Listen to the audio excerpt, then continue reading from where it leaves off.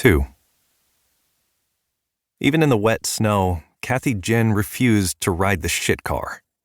Some of her kinder colleagues called it the ghost car. Coming from an underfinanced department in the city's struggling public health department, most wet investigators were told to provide their own transportation or take transit. Occasionally, a cop or a paramedic might bring them along, warily watching them for any sign of a cough slipping out from under the helmet. When she wasn't wearing the full masked helmet mandated by the department, Kathy wore sunglasses, mirrored in chrome. It helped keep the world at bay. "I'm walking," Kathy said. "We can wait for another," Jasmine said, eyes blinking through the snow. They were both old hands at this now. "Phone says next one is here in 3 minutes." "I want you to look down the street there. You see anything that looks like a streetcar? Your phone lies. We can stand here like idiots or start walking." The shit car sat in front of them, one of the newer streetcars running without an operator, stupid enough to almost drown itself under the Dundas underpass during the floods 2 years before, filled to the brim with sewage. There were others too damaged to keep in circulation. The TTC claimed to have cleaned this one out, but the stench remained. Few riders took the risk. The ghost car is what the news called it, a haunted house stalking the streets.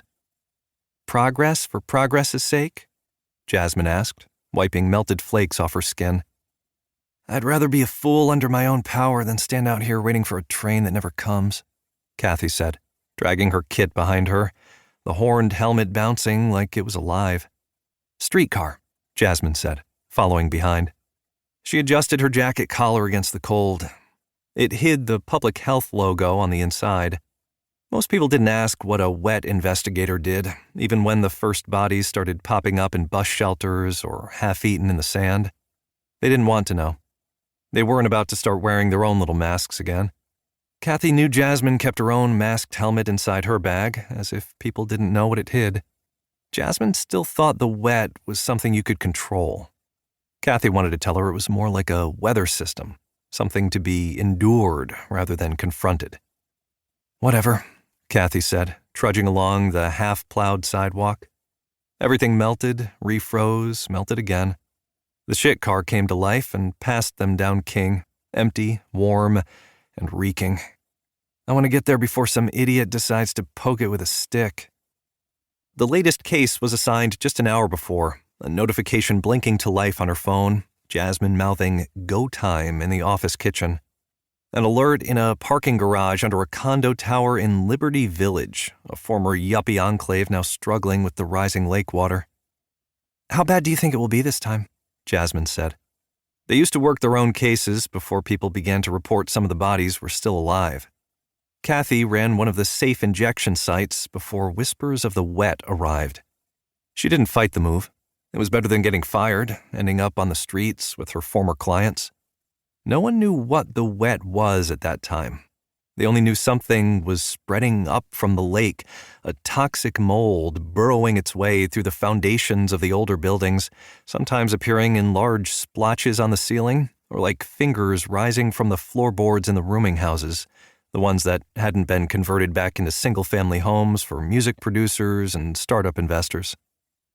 "I'm sure we'll need the masks," Kathy said. The new department was simply called Investigations.